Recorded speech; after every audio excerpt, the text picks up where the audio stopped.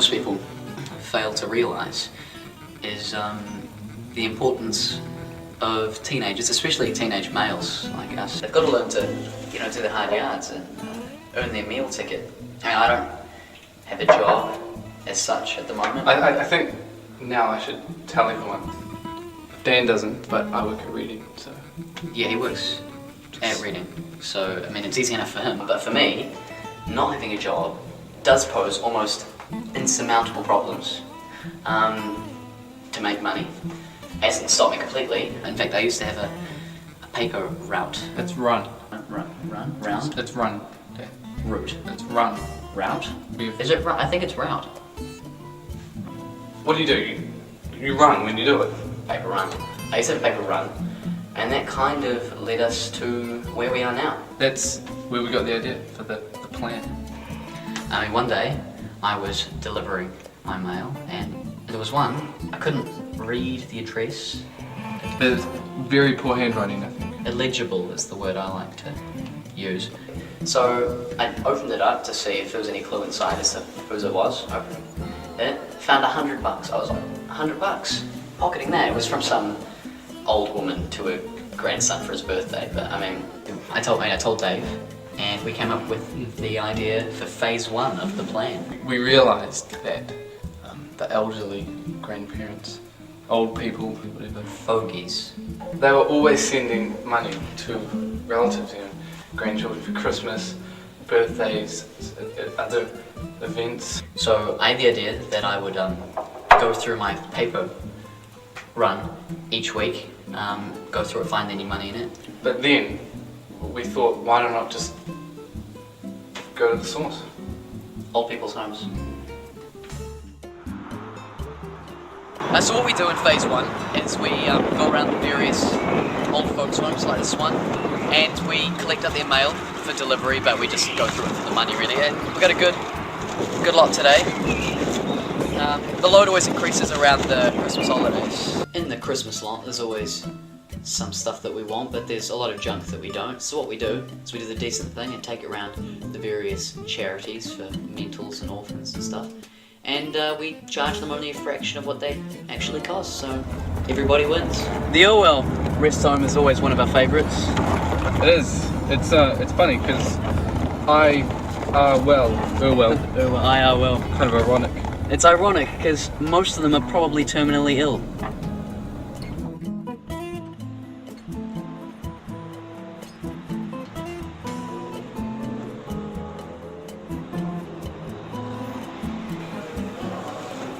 Hi, we've got some mail to deliver. So phase 1 inevitably led to phase 2, and what we do is we now write to the old people using the names of their loved ones, and we just tell them that we've just moved, and we give them our address. It saves a lot of time. It saves a lot of time. They send the money right to us. It's so much It's a easier. lot quicker. And we can also, while we're sending them the mail, we can ask them for remind them of birthdays.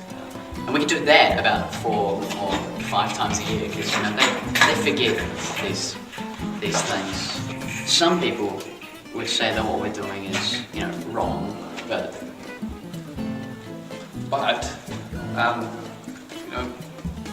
who else would people have forgotten these old people. What we're doing is we're giving them the sense that people still care for them. People still need them. I mean, who else does that anymore today?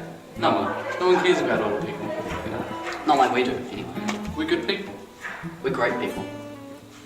Although we still rely quite heavily on phase 2, we are beginning to implement phase 3, and what that entails is one of us will go and visit an old person and pretend to be like a volunteer worker, and they find out what that old person's name is, whether they've got any grandkids, what their grandkids' names are, and then they come out and tell the other person. And then I go and visit that particular old person, pretend to be their grandchild. Women are usually easier, I think, especially the widows. They've suffered tragic, stuff. Okay. And I go up to them and say, "Hi, Grandma, I'm Eric." They don't know the difference. Yeah, they're so lonely that, you know, they pay out good. We've worked it out as being about $30 per 20-minute visit, so that's $90 an hour. So, I mean, you do the math. $90 an hour.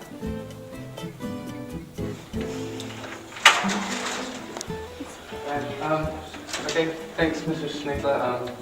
Have a good night. Thank you. See ya. Bye-bye. Her name is Bening Schlegel, I think she's Dutch, something like that. And 13-year-old grandson, Kirk. Kirk, right. Is she a granny? Grandma? A nana? An Oma? Just Alright, we'll have to wing it. Okay, so Kirk. Right. Kirk.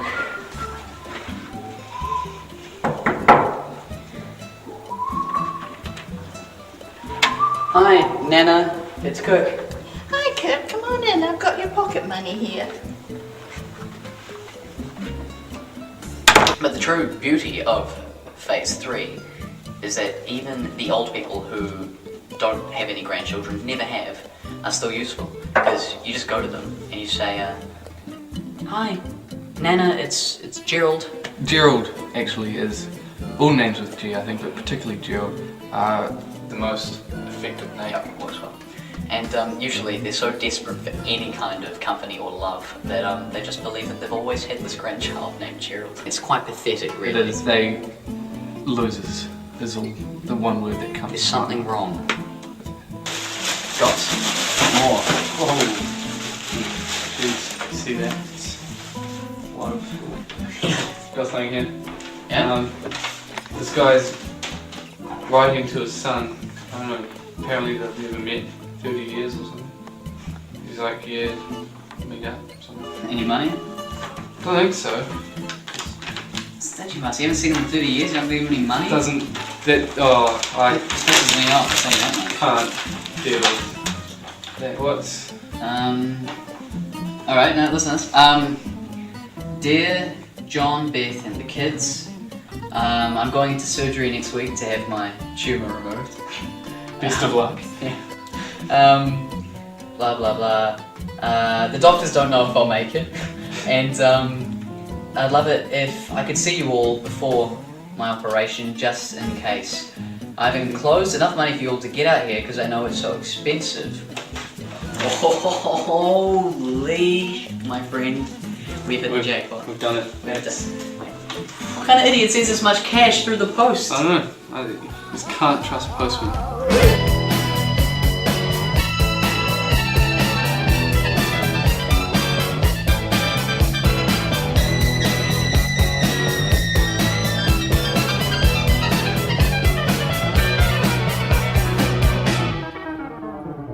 I think now I should tell everyone I work in reading.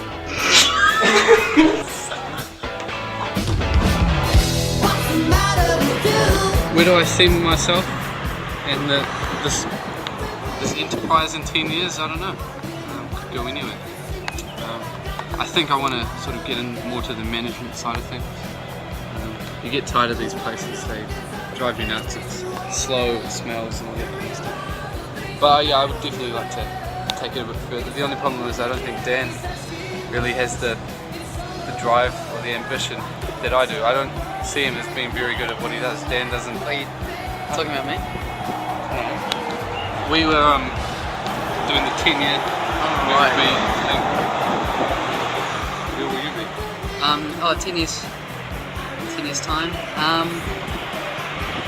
I hope to have a hat. Logo. You couldn't hear us anyway. Oh, I couldn't, yeah.